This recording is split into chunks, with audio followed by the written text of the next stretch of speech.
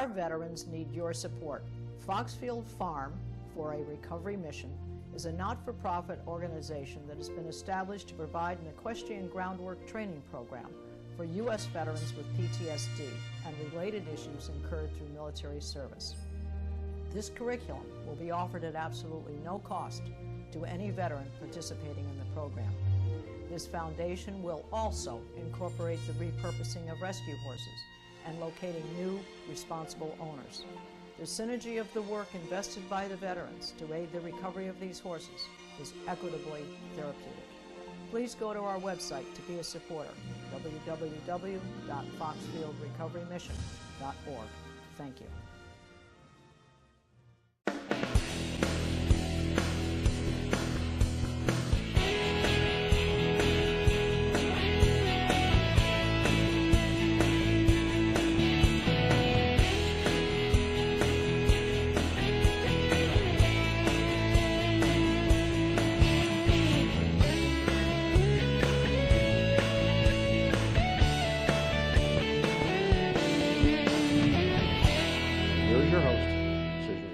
Hello, and thank you for joining me today. First, I would like to once again thank the CHS for their ongoing support of Connecticut Valley Views in providing such a fitting venue for all of the 2018 gubernatorial candidates. And today's guest, Tim Herbst. He is a lawyer. He's the former first selectman of Trumbull, Connecticut. He's the youngest to be elected in Trumbull's history, and who is a Republican candidate running in the 2018 gubernatorial race. Tim, it's a great deal of fun to have you on. Pleasure to be here. You are an energetic fellow. You're great. We've got a lot of ground to cover today, and particularly with regard to the Republican convention coming early May. So let me ask you this. What is your current campaign status, money raised, whatever? We have qualified for public financing. We hit the $250,000 threshold. We are continuing to raise money for our buffer. For purposes of submitting our grant application, but we're looking really good on the fundraising front. I'm proud of the fact that I raised $250,000, and I was the only candidate for governor to publicly state that I would refuse donations from Hartford lobbyists to do so, because I felt it was important to set a tone. If we're going to lead by example, which I believe the next governor must do, you really have to set a tone that you're going to turn the page and set a new course for the state of Connecticut. So I'm proud that we did that. I'm also proud of where we are with the delegate hunt right now. Okay. In early May, Mother's Day weekend, ironically, we will select a nominee of our party, and the nominee must get 50% plus one at the convention. Because we have so many candidates, it makes it a little more challenging. It's a herd, isn't it? It's a flock. It's a flock. Yeah. It makes it a little challenging to get to 50% plus one, but I'm very encouraged by the response that I'm receiving, the endorsements I'm receiving. I've received more endorsements than any other candidate seeking this office on the Republican side of the aisle. I am proud that our support stretches across the entire state of Connecticut. I'm really excited about how we're doing in the 2nd Congressional District, which is Eastern Connecticut, east of the river.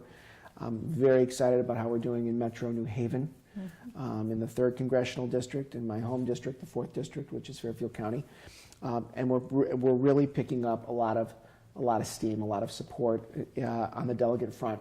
So I'm going to just keep working hard, pedal to the gas, all the way to Foxwoods. All right. But I'm confident we're going to do very well at the convention. All right. So you're feeling very secure that your name will be on that Republican ballot for the primary. Quite frankly, how many do you think are going to make it? Well, it really is a question. On the Republican side, of course. Well, you know, it's interesting you asked that question. Yes. Because in last night's debate, I said to all those in attendance and to those watching that I will support the nominee of the party, even if that person is not me, and I will abide by the rules and the process that is in place. So I said, if I don't get 15% at the convention, I'm not going to go petition my way onto the ballot. Okay. I'm going to respect the process that has been in place for generations, and I'm going to respect the rank and file Republicans that have given years of their life to the party, stuffing envelopes, knocking on doors, making the phone calls to make that decision. Yes. Some of the other candidates last night surprisingly said they're not going to respect that decision, and they will reserve the right to petition onto the ballot. So to answer your question, if we respect the process, I think there will be 2 to 3 on the primary ballot. If we don't respect the process, depending upon what candidates can muster 9,500 signatures from registered Republicans, I can't answer how many more candidates might be on the ballot. Sure. But sure. Yeah, that's hard to determine. Well, here it's interesting because what you're saying here is I will follow what has historically been constituted to do. However, if I get to that office, I'm going to change things up. Correct. So you've got to get there first. Yes, exactly. Exactly. All right. It would seem that the majority of Connecticut residents, whether they're Republicans or Democrats or unaffiliated, believe that we have some specific things: a healthy state economy they want, tax reform, more jobs, and so forth. Do you concur? And if you do, there does not appear to be common ground, bipartisan ground. How do you see to put that strategy, to put that together? I do concur. Okay. I agree with a lot of the sentiment across the spectrum. Okay. And I think when you look at independent polling, by a margin of 76%, Connecticut residents feel the state is moving in the wrong direction. That is a catastrophic number. Is it spending? Is it poor management? Is it commitment to the unions, contracts? What do you see as the biggest hole in the bucket? All of the above. Okay. So if we're going to fix it, right. If you've been watching the Republican primary campaign thus far, yes. There have been differing solutions as to how we handle this. So some of the candidates have advocated for elimination of the income tax, okay. Or elimination of other taxes. I am of the school of thought that before we can talk about eliminating any taxes, we have to recognize that we must dig ourselves out of the hole that we are in. We're in a hole that is to the tune of $71 billion. That's a scary number. $50 billion in unfunded pension liabilities, right, and $21 billion in unfunded retiree health care liabilities, OPEB, other post-employment benefits. So we cannot fix this problem until we dig out of this hole, because these unfunded liabilities continue to make up more and more of the state budget.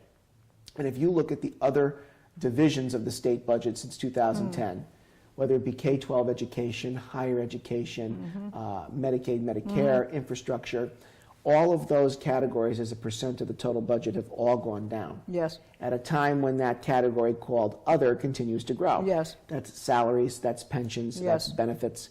So clearly, if we do not deal with this problem in the first 100 days, yes, if we do not have a plan right out of the gate to deal with this problem, the new economic reality in Connecticut is going to mean continued cuts to educational aid, municipal aid, social services, programs that affect the elderly and the infirm, programs that directly impact people will continue to be cut.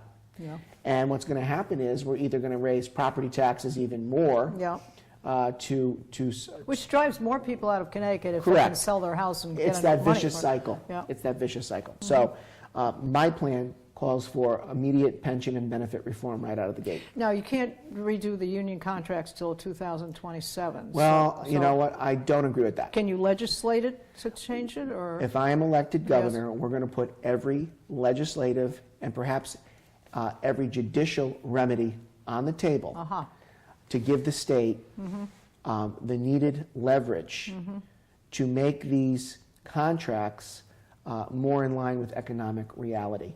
I'm not talking about laying people off or giving them benefits that they haven't worked a lifetime for, but what I'm saying is you got to be realistic. The benefits we give in Connecticut are very generous, very rich, among the richest for public sector employees of any state in the union. The proof of that is, in a time when we only contribute 1 cent on the dollar towards our retiree health care liabilities, we have 5 people that served previously in state government that either currently or formerly served in federal government. Senator Blumenthal, former Senator Joe Lieberman, Congressman Larson, former Congressman Shays, and former Congressman Simmons. All 5 previously served in state government and either currently or formerly served in the federal government. All 5 of them elect to keep their Connecticut health care coverage over what the federal government provides. Yeah, that gives you a signpost. Because they contribute virtually nothing towards their health insurance. If that doesn't underscore the problem, I don't know what else does. That a state that is so broke and cash-strapped, staring down the barrel of a $4.6 billion budget deficit, can afford to give out these lavish perks, can afford to allow state laws that say that a part-time citizen legislature is allowed to take their mileage reimbursement and use that to pad their pension calculation. Yeah. I think that's disgraceful. Yes, yes. So when I look at this, yes. I say that there is room for improvement. Sure. So if I'm elected governor, I'm going to send a legislative package to the General Assembly that deals with comprehensive pension and benefit reform, that looks for legislative remedies to the CBAC agreement, that says we're going to put new hires in defined contribution plans, like I did in Trumbull. You know, getting in line with what other states are doing. You know, I looked at an analysis recently that said if we switched to the public sector employee health care plans that neighboring Massachusetts has, we could save $500 million a year. And I just think at a time when we have a $4.6 billion budget deficit and $71 billion in unfunded liabilities, with the CBAC agreement accounting for at least 40% of the state budget. It's incredible. Yeah, It's you can't ignore it. No, It's no, not, no, it's and you the can't- elephant in the room. And you no cannot question. kick the can till No. 2027. No. And what I find really disingenuous is that, you know, when Dan Malloy was running for governor 8 years ago, he rightfully criticized John Rowland for signing a 20-year agreement. Okay, I agreed with him. okay. Governor Rowland was wrong to sign a 20-year agreement. But what happens? Towards the end of his term, the 20-year agreement that he criticized, he extended for another 10 years. Yeah. That's just irresponsible. You know, I was joking with the former first selectwoman in Newtown the other day, Pat Lodra. Yes. We served together, same 8 years. And I said to a group of Republicans in Newtown, I said, could you imagine if Pat Lodra or I went before our legislative bodies in Trumbull or Newtown and suggested a 10-year or a 20-year Yeah, labor right, contract, right. what our legislative bodies Yeah, would you'd do be to thrown us. out of We'd be office. thrown out of Yeah. office. But here in Hartford, Yeah. they see nothing wrong with that. Yeah. And it just goes to show that when I talk about Hartford insiders, this is the kind of stuff that I'm talking about. All right, so having said that, if you got your wish, you could legislate, you could move it on, you could get bipartisan support to do that and so forth. How long do you think before we would be back pretty much on track and towards a healthier spot? Look, this was 40 years in the making. Yes. So the remedies that I'm proposing aren't going to lead to immediate relief, and it's not going to happen overnight. But the kinds of reforms that I'm talking about, if anything, will send a message to our taxpayers. Well, it sets a culture, a tone, of how Exactly. we're going to work. Sets a culture, sets a tone. It'll send a message to our taxpayers. It'll send a message to job creators, those looking to either grow a business in Connecticut or build a business in Connecticut or bring a You business to need that Connecticut. enthusiasm. That this state finally got its act together. And I think that's very important in setting a tone. Right. All right. Now, given that we need this superior leadership, we need this type of activity, we need someone who's strong in their beliefs and doing that, what skill set from your experiences, you're a young runner here, from your Trumbull times, what skill set are you bringing that you think you can affect this? How do you work with people to encourage this? Well, when I was elected, Trumbull's first selectman, I defeated a very popular four-term incumbent. I was only 29 years old, and I took over at the height of the Great Recession. I inherited a budget deficit. I inherited a pension fund that was only funded at 27%.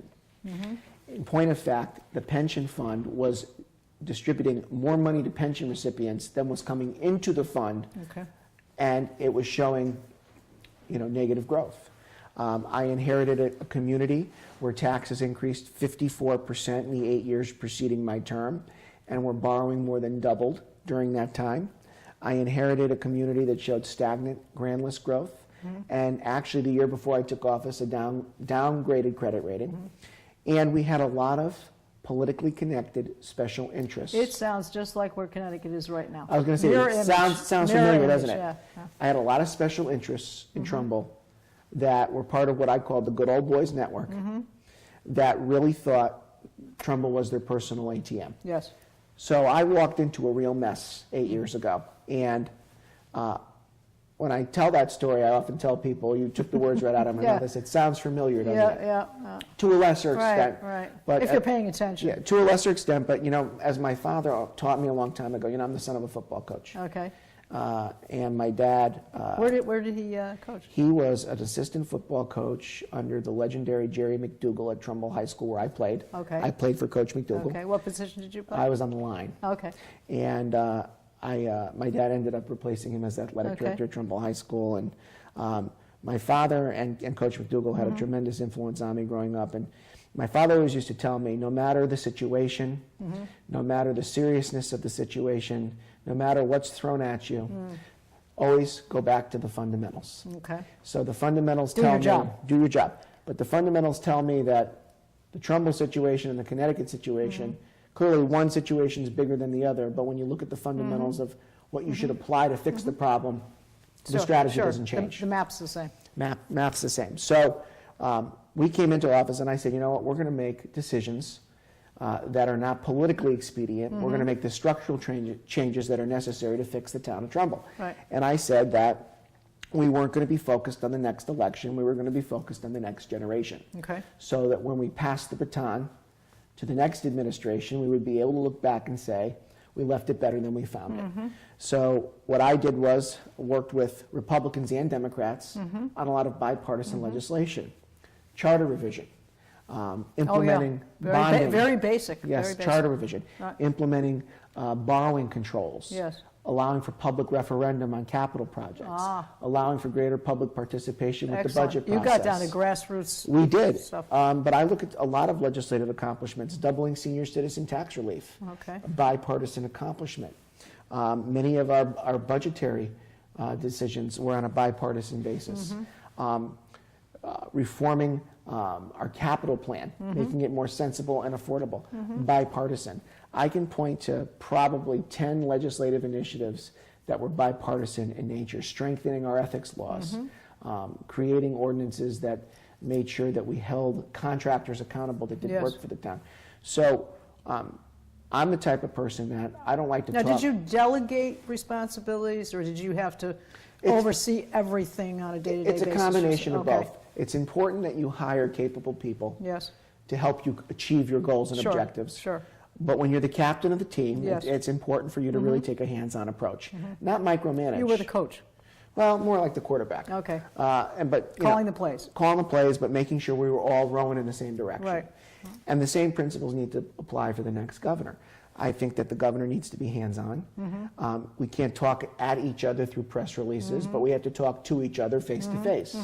We have to not be afraid to get our differences out on the table and see if we can find common ground.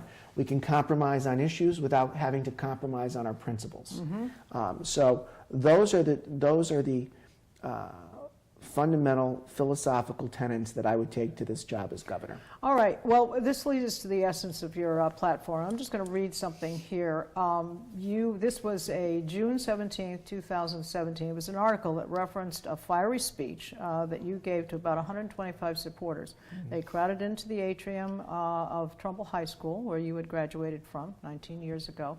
And you said, you intend to be the state's next governor and take on the corrupt gold dome culture and root out waste, fraud, and abuse at every level of state government. You went on to say, I'm telling everyone here today that telling it like it is tour starts today. And if elected, you would not accept a state pension, which you did not when you took over the first selectman's job in Trumbull. Correct. And you pledged you would make some big changes. You alluded to a litany of statistics that listed Connecticut as being one of the worst states in the nation for Correct. business, cost of living, taxes, and infrastructure. So that brings us to one of the most recent things that has been developed, and that's the Commission on Fiscal Stability and Economic Growth points. In general, do you agree on what was given, or whatever you feel you'd like to say about it? Well, let me just say that I respect a lot of the people who worked on this report. And you know what, as volunteers, you respect the hours that they put into... In a short period of time. In a short period of time, developing this plan. I will be honest, there are parts of the plan that... Oh, of course. That concern me. Absolutely. I do feel that the plan was trying to, at times, be all things to all people. Yes. Talking about a minimum wage increase, at the same time they said increase corporate rates, decrease the income tax. Yes. And really punted on CBAC and said you really can't deal with it till 2027. Right. So I look at that and I say, well, maybe they made these suggestions because Right. they took the position Yes. that we couldn't touch CBAC Yes, till yes. 2027. I disagree with the position on CBAC. Mm-hmm. Has to be dealt with now. I am against increasing any taxes. I am against tolls. Okay. For this reason, the legislature has an insatiable appetite of raiding revenue for the purposes that it is not intended. I see. Right. I'm of a position, the more money you give these Hartford insiders, the more they will find a way to misappropriate it. It's just a fact. We were told when the gas tax was implemented and increased again, that that money would be used for infrastructure. And yet, a few months ago, Governor Malloy canceled $4 billion in approved infrastructure projects because we don't even have the capacity to go to Wall Street to borrow money to fund these projects. Yeah, our credit rating is, The State Transportation Fund is on the brink of insolvency. So before we put tolls in, my position is, number one, we need a forensic audit of the Special Transportation Fund. We need to see how this money is being spent. Number two, we need a real lockbox, not the pretend lockbox that they're Yes. putting on the ballot. a lot of those lock boxes have been raided. A real lockbox that is Yeah. dedicated to roads, highways, bridges. Right. I am in favor, in point of fact, of cutting the corporate rates Okay. and cutting the income tax for purposes of encouraging that type of competitive investment coming in from other states to Connecticut. Now, let me just ask you one other thing. All right, so while we're on this particular part of the subject, bailout, what's your, obviously? I am absolutely opposed to the Hartford bailout. You know, Yes. I have to tell you something.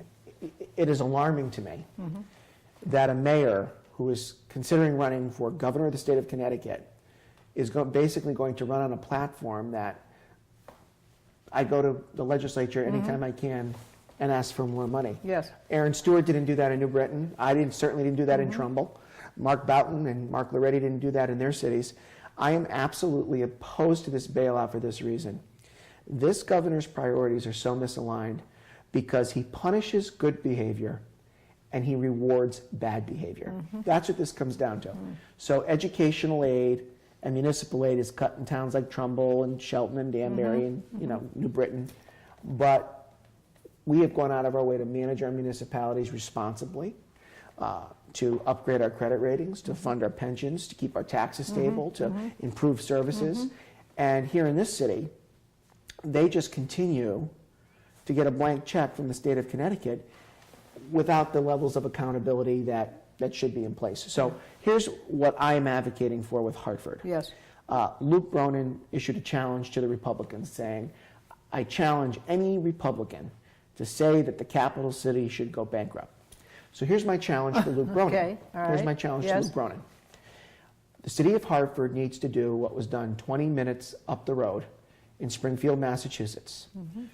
In 2003-2004, Governor Romney stepped in and appointed a financial control board to go into Springfield and, in essence, stripped the mayor and the city council of any authority with respect to financial decisions and labor decisions, and vested that power with the financial control board.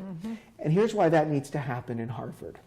Because unfortunately, a lot of their decisions, rightfully or wrongly, are influenced by political considerations. Sure, of course. They're concerned about making decisions because of a political outcome. Will it affect my reelection?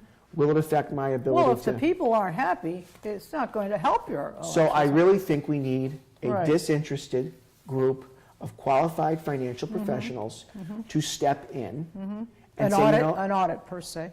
have a financial control board. Right. Let them make decisions concerning the budget. Let them make decisions concerning labor contracts. Let them give the city the tough Let the pill numbers of guide you the medicine numbers. they need. Yeah. It worked in Springfield. Look at Detroit. Governor Snyder, Republican governor, stepped in and said, we are stepping in now to fix this. And we're seeing now that Detroit is on the road to recovery. The same thing needs to happen in Hartford, Connecticut. And if Mayor Broden and the city council are unwilling to seek that authority Yes. and let qualified financial professionals come in, then they need to declare bankruptcy because they are incapable of fixing It's hard to this. face up to that. Tim, It is. You know, and like you said, the political stances, you know, if we don't admit we have cancer, then how are we going to address the problem? It is, they are unable, they're incapable of fixing this because there is too much politics in this city, and their decisions are being influenced by political considerations. His decisions are being influenced on the fact that he is considering running for governor. His decisions are affecting his ability to manage the city because he's making political decisions as to what might or might not impact his candidacy. How does that play to the people? Do people respond to that when they see that we just seem to be going down the same dark path? Well, you know, if I'm elected governor, my position with the legislature is going to be, this city needs a financial control board with authority to make decisions. And that decision-making needs to be taken away from Mayor Bronin, and it needs to be taken away from the city council. Well, the fact is, if you're given a responsibility, you've got to be given the authority. Correct. You cannot fulfill the job unless you have the ability to fire, hire, whatever, delegate, change, legislate. Otherwise, you can't affect that. All right, I just want to say, as our time has gone by very quickly, a writer for the Connecticut Junkie online publication was recently referred to your narrow loss to Treasurer Denise Napier in 2014. And she said that Tim Herbst is a tough campaigner with no real baggage to drag him down. Now, this is her personal observation, not one of the Connecticut Junkies. So given this, you participated last night in the final Republican debate. Do you feel you reached the people? Do you feel you got your message across? We have one more, because the fourth was canceled and rescheduled because of snow. Okay, I stand corrected. But I thought that the debate went well last night. You know, I've been pleased with my performance in each of the debates. I've gotten a lot of positive feedback after each debate. What I'm trying to do in these debates is very clearly tell people where I stand and what I will do if I'm elected, and what I'm committed to tackling if I'm elected. Are they listening? Are there people, you know, it seems to me as though voters are just, they're anxious for the information. They're listening. Yes. And I think the proof of that is that we're really starting a grassroots movement. Every day we're recruiting new volunteers. That's why I'm glad I have you on this program. This is a grassroots program, so it's... Well, we're recruiting a lot of volunteers and a lot of supporters every single day. Our message is resonating in every corner of the state. And I think that when people saw my debate performance last night and in the three previous, I've said the following: we need leaders that are focused on the next generation and not the next election. And I tell people, the next governor must have a spine of steel. Well, let me just say here, to follow the rest of your campaign, to follow your message, to follow the Tim Herbst platform, we want to give your website, so please give that to us. Our website is www.tim4Connecticut, full word, TIM4CONNECTICUT.com.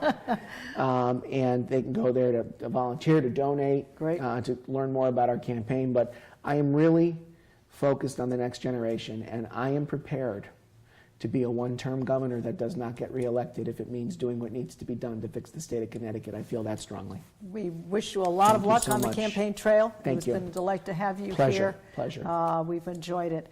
I want to also again give our appreciation to the Connecticut Historical Society for their partnership in presenting our viewers with the 2018 gubernatorial candidates. And please visit their website, chs.org, for membership and exhibit information.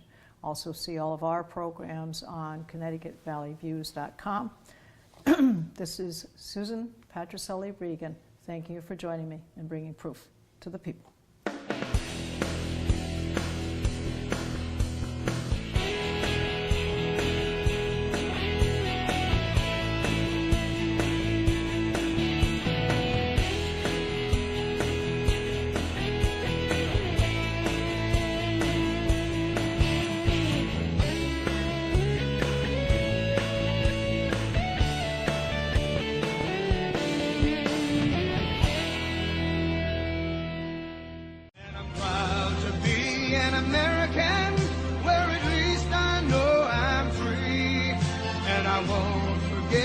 The men who died, who gave that right to me, and I gladly stand up next to you and defend her still today.